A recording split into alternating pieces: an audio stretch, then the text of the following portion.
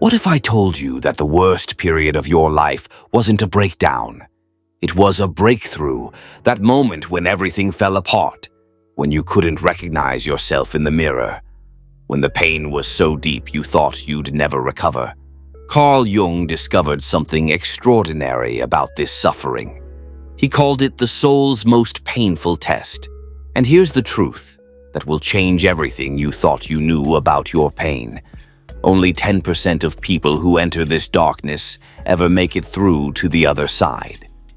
But if you're watching this, there's a strong chance you're one of the rare few who survived. You didn't just survive. You graduated from the most intense spiritual education a human being can receive. The question Jung asked that haunted him for decades was this: why does the soul need to be broken to be fixed? By the end of this video, you'll understand the 7 signs that prove you haven't lost your mind. You found your soul.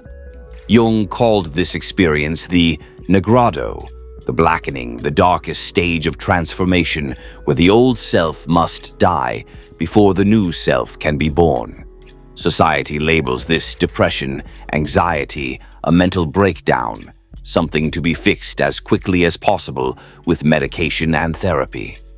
But Jung saw something different. He called it the approach to the unconscious, the moment when your soul drags you into the underworld to show you what you've been refusing to see your entire life. This isn't therapy speak or positive thinking. This is dangerous territory, the psychological equivalent of walking through fire.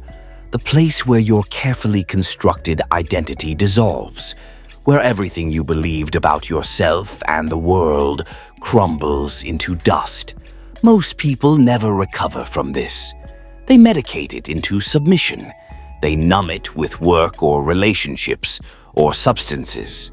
They run from it until the day they die, still carrying that unfinished transformation like a ghost. But you didn't run.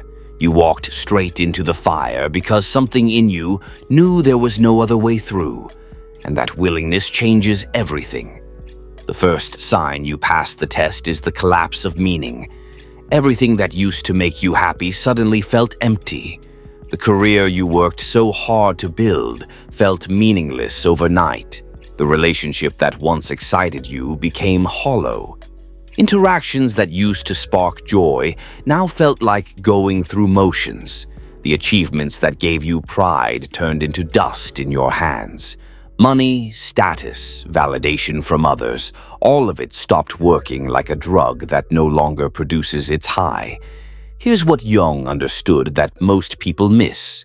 This wasn't depression destroying your ability to feel joy. This was your ego dying, a necessary death that feels like the end, but is actually a beginning. Your false self, the identity you built to please your parents and survive in the world, was being dismantled, piece by piece. The things that made that false self happy stopped working because that self was disappearing. You weren't losing your capacity for happiness. You were losing your capacity for fake happiness, for the shallow pleasures that kept you distracted from your soul's real hunger. The pain you felt during this collapse wasn't a malfunction of your brain chemistry. It was information, a message from the deepest part of yourself. Your soul was telling you that the life you were living wasn't yours, that you were following someone else's script. The desires you were chasing weren't your desires. They were implanted by advertising, by social conditioning, by childhood wounds. The goals you were pursuing weren't your goals. They belonged to your parents who lived their unlived lives through you, to your culture that measures worth in dollars and likes, to your wounded childhood self, desperately seeking the approval that never came, and your soul in its infinite wisdom burned it all down. Not to punish you, but to save you from a life of quiet desperation, because you can't build an authentic life on a foundation of lies. The old structure had to collapse completely before something real could emerge from the ashes. The second sign is the mirror of isolation. You felt completely alone even when surrounded by people who claimed to love you, even in rooms full of friends and family. Parties felt suffocating instead of fun. the noise and small talk pressing on you like physical weight. Small talk became unbearable. Those surface conversations about weather and work felt like speaking a language you no longer understood. You couldn't connect with anyone because you were no longer who you used to be, the person they knew and expected. But you didn't know who you were becoming, floating in the space between identities. Jung called this the hermit phase, the necessary withdrawal from the collective to hear your own voice beneath the noise of everyone else's expectations. It's the loneliest stage of the journey because you're not just alone. You're alone with a self you don't yet know. Everyone around you seemed to be playing a game you could no longer participate in, operating by rules that suddenly seemed arbitrary and meaningless. They talked about things that felt utterly meaningless, status updates and gossip and complaints about problems that seemed trivial. They laughed at jokes that weren't funny, performed emotions they didn't feel, maintained conversations that went nowhere. They pursued goals that seemed hollow and empty, climbing ladders that led to nowhere worth going. And you felt like an alien who had landed on this planet, watching from the outside, unable to pretend anymore that any of this made sense. Here's what Jung discovered. This isolation wasn't loneliness in the traditional sense. It was spiritual labor, the hardest work a human being can do. You were doing the work of becoming yourself, of separating who you really are from who you were taught to be. And that work requires solitude, requires space away from the voices that have been telling you who to be since birth. Empaths aren't broken, they're alchemists in progress. The alchemist's path gives you drills, Jung-based boundaries, and 3 exclusive chapter videos to turn overwhelm into clarity by Surreal Mind. 236-page downloadable ebook in stock. Begin now at the Surreal Mind. Calm. You had to be alone to separate your voice from the voices of everyone who ever told you who you should be. You had to withdraw from the noise to hear the whisper of your authentic self trying to emerge. The isolation felt like punishment, like evidence that something was wrong with you, but it was actually protection. Your soul was creating space for you to transform without the interference of people who needed you to stay the same. The hermit isn't running from the world. The hermit is preparing to return to the world as someone real. The 3rd sign is the shadow ambush. You stopped being a good person and started being a whole person. All the anger you suppressed, the resentment you swallowed, the darkness you denied suddenly came flooding to the surface. You felt rage at people you loved. You noticed your capacity for cruelty, manipulation, selfishness. Everything you judged in others, you discovered in yourself. This terrified you because you built your identity on being kind, being helpful, being good. Jung knew this moment intimately. He called it shadow integration, the process of accepting that you contain every human quality, both light and dark. The good persona isn't wholeness, it's denial. It's a mask that requires you to disown half of who you are, to project your darkness onto others and maintain the illusion of purity. When your shadow ambushed you, you weren't becoming a bad person. You were becoming a real person.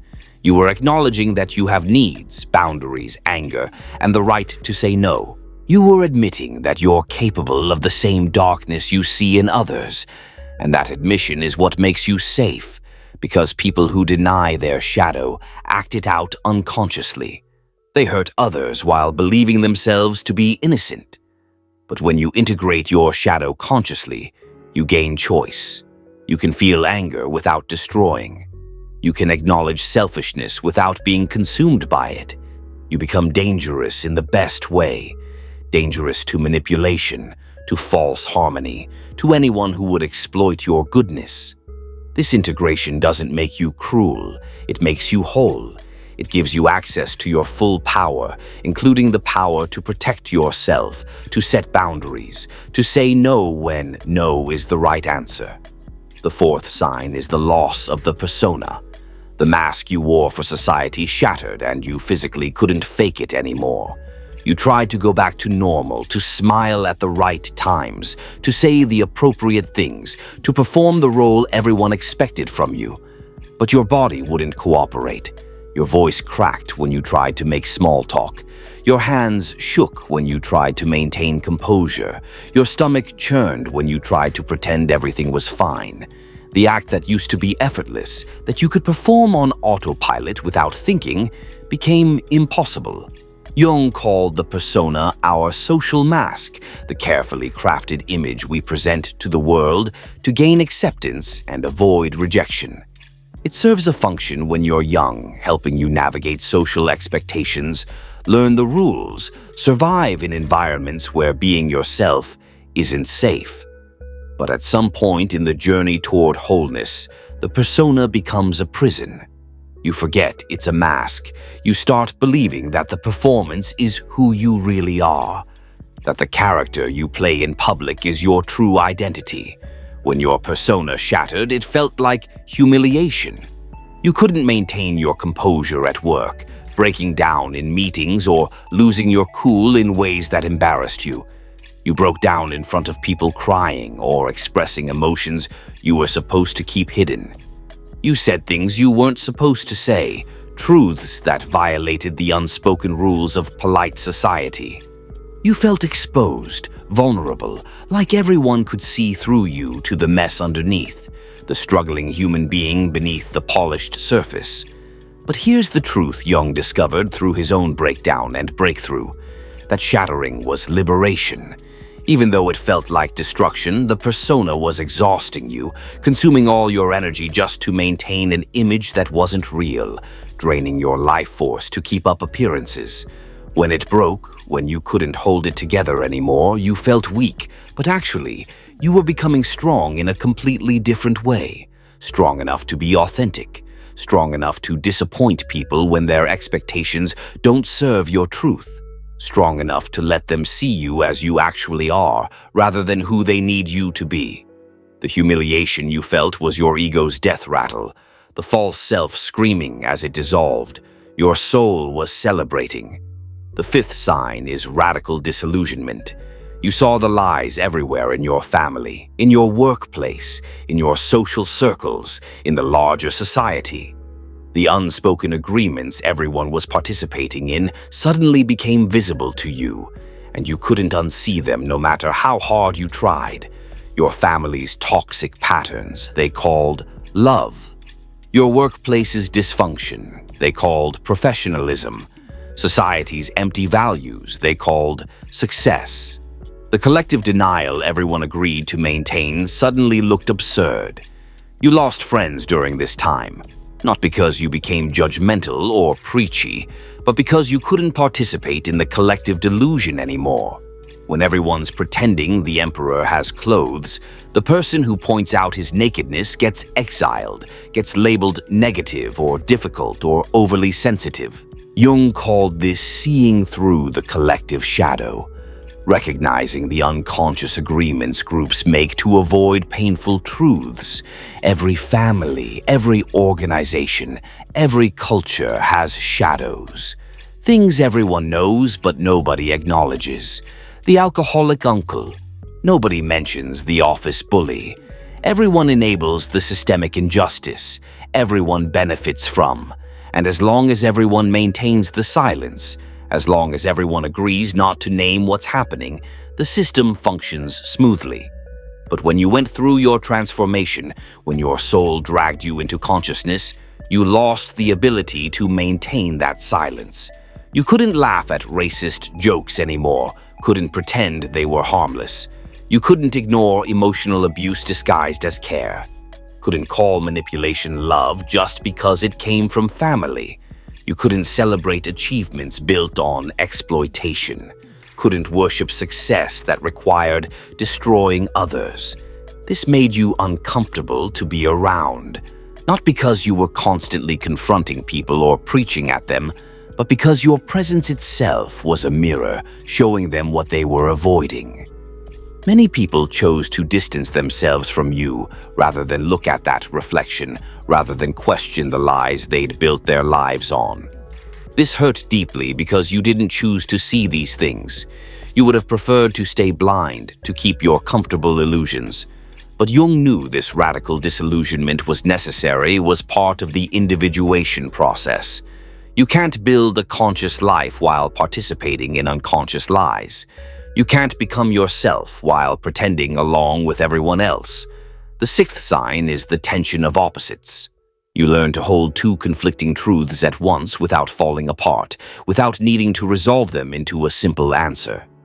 You could feel devastated and hopeful simultaneously, experiencing grief and gratitude in the same breath.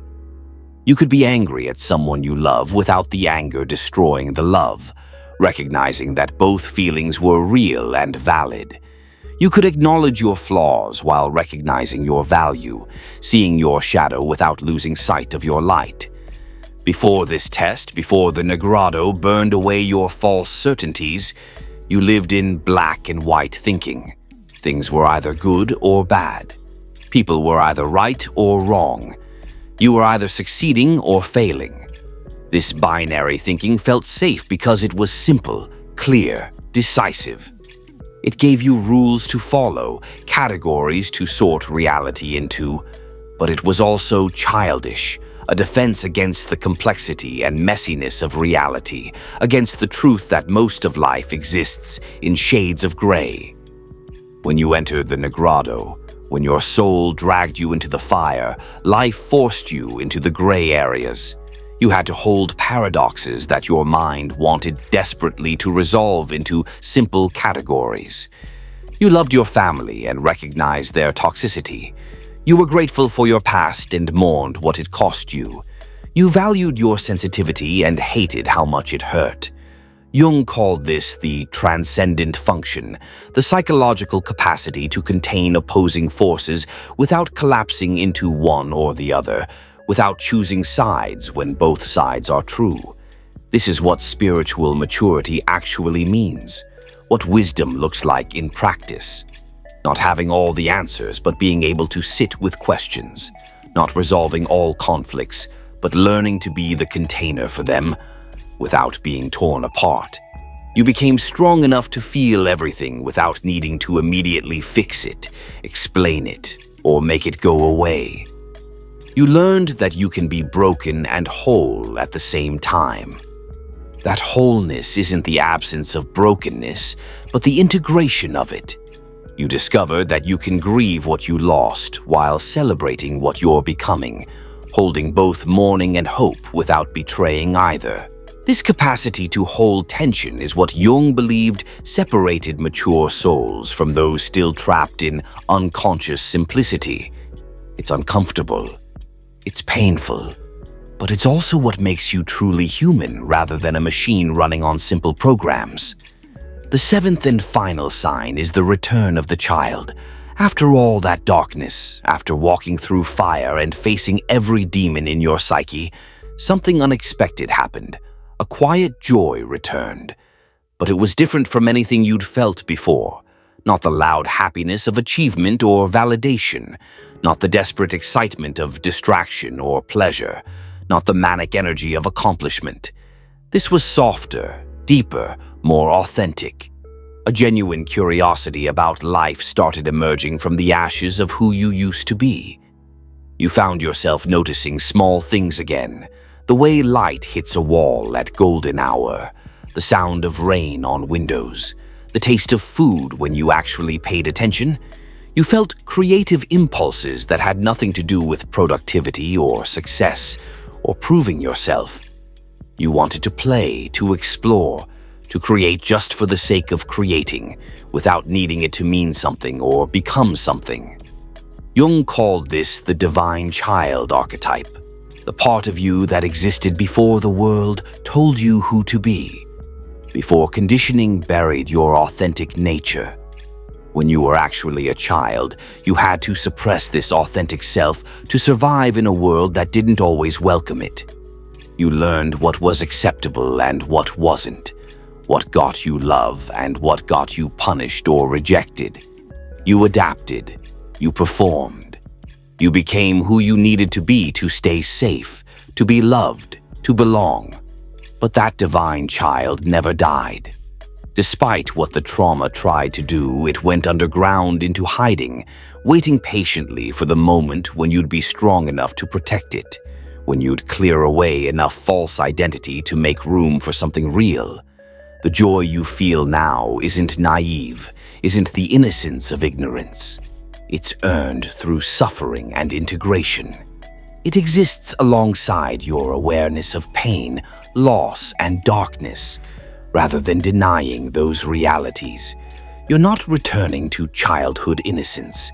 You're discovering adult innocence, a much rarer and more valuable thing. The ability to be genuinely present, genuinely curious, genuinely yourself without needing the world's permission or approval. All 7 signs point to the same truth. The test wasn't random suffering. It was an initiation. Your soul put you through fire, not to destroy you, but to burn away everything that wasn't authentically you. The career that gave you status but killed your spirit. The relationships built on need rather than genuine connection. The beliefs you inherited but never chose. The identity you performed but never inhabited. All of it had to go. Not because it was bad, but because it wasn't yours. Jung spent his entire career studying this transformation because he lived it himself. His confrontation with the unconscious almost destroyed him. He documented in his red book the visions, the terrors, the complete dissolution of everything he thought he knew. He emerged from that darkness with a mission to help others understand that this journey, as painful as it is, leads somewhere extraordinary. You don't just survive this process. You evolve into what Jung called the individuated self, the person who knows who they are beneath all the masks, who can hold their darkness without being consumed by it, who can love without losing themselves. The pain you endured was the fire that burns away everything false. The isolation was the crucible where transformation happens. The shattering of your persona was the breaking that lets authentic light emerge. You are not damaged goods. You are refined gold. You passed the test that most people spend their entire lives avoiding, and you came out the other side fundamentally changed. The old you, the one who needed everyone's approval, who chased external validation, who built an identity on sand, that person died and something real was born in their place. In The Alchemist's Path, perception training for empaths. You'll turn overwhelm into wisdom with practical drills, Jung-inspired boundaries, and step-by-step perception training. This guide includes 3 exclusive chapter videos to deepen each lesson. Written by Surreal Mind, 236 pages. Beautifully designed 8.5 by 11 downloadable ebook. In stock now. Start your training today. Feel deeply while thinking clearly. Get The Alchemist's Path at the Surreal Mind. Calm.